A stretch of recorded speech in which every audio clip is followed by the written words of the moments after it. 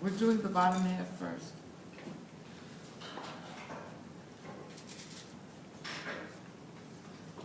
Do you all have that? Did you all write that down? I'm gonna lock this in. By doing that, it keeps it on straight grain, and it tells me how much extra fabric I could put into this dart. Now, I'm going to slash up from the raw edge of the muslin to release it so that I could start draping. Be careful, don't get into the waistline.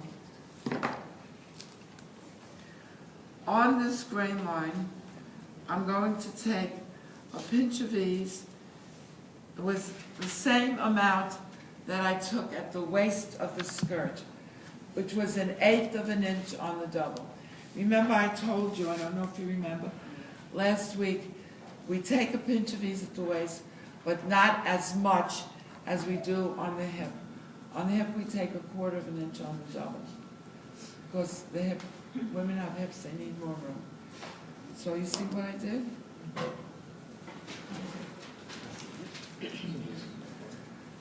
Come down. Now, on this, Slashes that you're doing in Mrs. Ladder. I'm going to do one more check because I want to make sure that this dart is going to reach, hit at the same place that the dart on the skirt hits.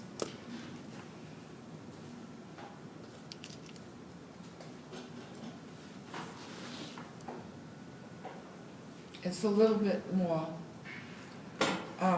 You see, we do the skirt first because the skirt is easier. But then it doesn't always come out that the dart will hit at the same position that it does when you do the skirt first. So we may have to move this over a little bit. I want to move it over so that it's going to hit I'm just going to put a dot at the waist. So you're going to adjust the top. I'm adjusting it, that's exactly it. So the next step is I'm going to move,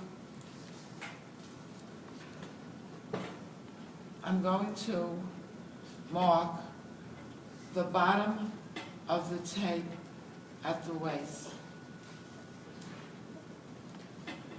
And then I'm just moving this over a little bit. I'm taking the excess fabric, pinching it together. I think it's going to line up. And I'm creasing this almost to the apex.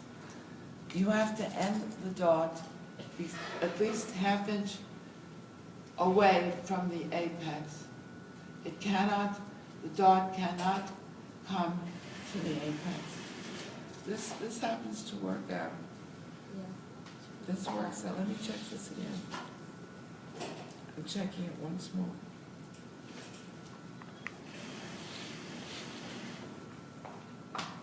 Yeah, works out. When you drape, make sure that you've got the draping pinned to center front of the form.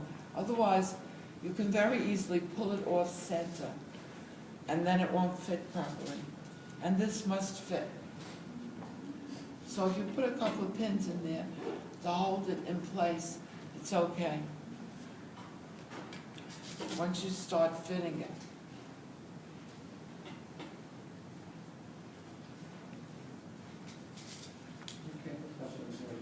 Well, thank you so much. Have a good weekend. You take me. Thank you.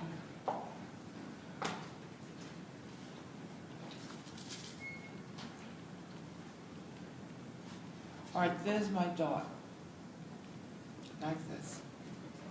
You all see what I did? I took the excess fabric and formed the dot. I took my pinch first, then whatever was left over into the dot. Now, on my form, I'm going to tell you that it depends on your form. On some of the forms, the waist is much smaller than the hip. On my form, it isn't so. So my dot is 1/2 inch on the double, a little less. So when I open it up, it'll probably be about 1 inch, a little less than 1 inch. All right, so look, the bottom half, up to the dot, you're gonna mark, and then cross mark where the dot is, flip it over, cross mark the back of the dot and the waist, and continue to mark the waist all the way over to the far side of the side seam where you're going to cross mark it. So this part, the bottom part, so far up to the waist is done. Now we're going to the top. So if the skirt dart and the waist dart of the bodice was off 1/4 inch, you would move the waist dart on the bodice. Yeah, but I didn't have to, I checked it. But I did, it was, if ours are off, you would move that, just move it over slightly. the apex line? Well, it's got to, you could have a dot anywhere on the body, but the rule is that the dot must be angled to the apex. Otherwise, it looks ridiculous. I could have had this dot, a French dot like this. It's got to be angled to the apex. I could have moved this dot into the underarm dot, but angled to the apex. If it doesn't match up with the skirt, you just move that line over it. Do you have to redraw the line?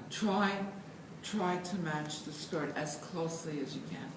I know it could be a little difficult, but as I said before, for first term students, we do the skirt first because it's easier.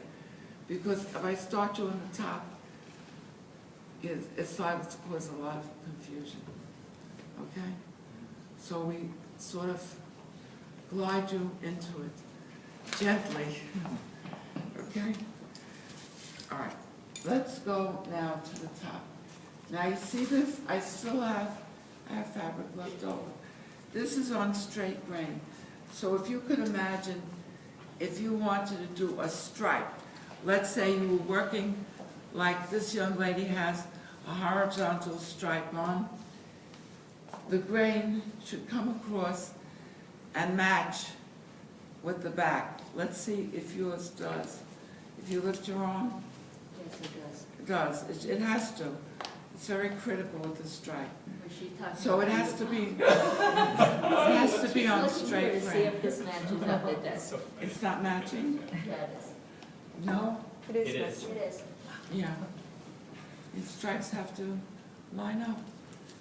So if you were doing a stripe or you had a pack, there's another stripe. Right, There. it matches up.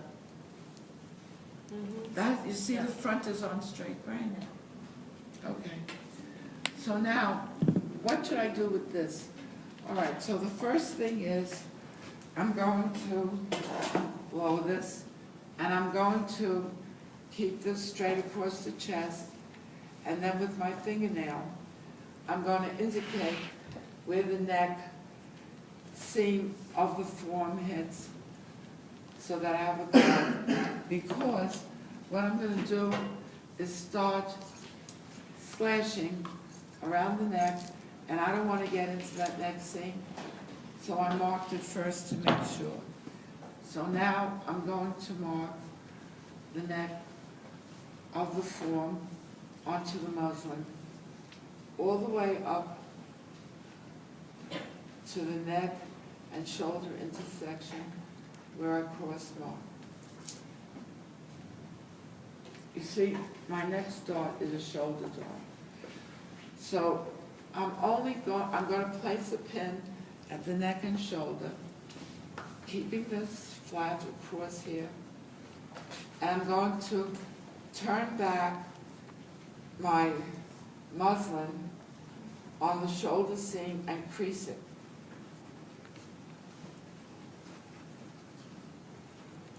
And then I'm only going to mark the shoulder part of the way, because I'm gonna move excess fabric into the shoulder for the dart. So, look, see this? See this hanging here? Now, you're gonna take the muslin and with your hand, smooth it around the plate. Smooth it around the plate. Place a pin at the armhole ridge. Indicate where the screw level of the plate hits. Cut out a rectangular piece at the level of the screw, like this, to reveal where it is. And see this? See, I moved it up already. You're going to move it up. Now, I'm moving this into the area of the shoulder to be angled to the apex. Move it. If it's very deep, you're going to take some of this off and get rid of it into the armhole.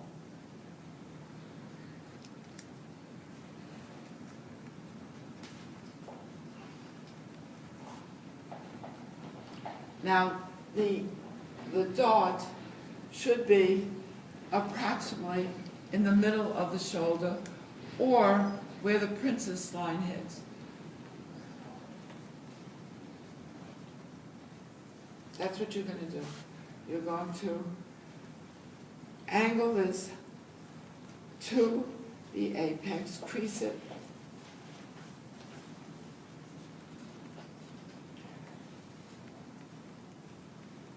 Place a pin where the princess line is, and crease it, angled to the apex. You can get rid of some of it in the armhole. This is going to be cut out anyway. This light is very annoying. It's from your camera. And you're going to pin this to the vanishing point.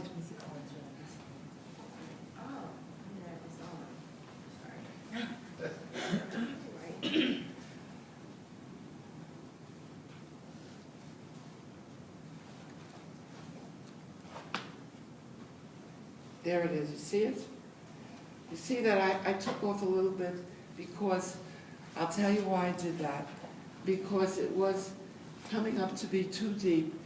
And the one thing you should remember is the deeper the dart, the longer it's going to be. And this dart must end at least 1/2 an inch above the apex. So let's see how deep this dart is. This dart, don't make it more, it's 1 inch on the double. If you make it deeper, it's going to be longer and get into the area of the apex. It's no good. All right. So I'm going to mark the front of the dart, the back of the dart, the vanishing point of the dart. On the waist, I mark the front of the dart, the back of the dart, and I'm going to mark the vanishing point of the dart. And I'd like to know at this point if there are any questions. Yes? The dart from the waist, it stopped a 1/2 inch before the apex or 1 1/2? It should not go beyond.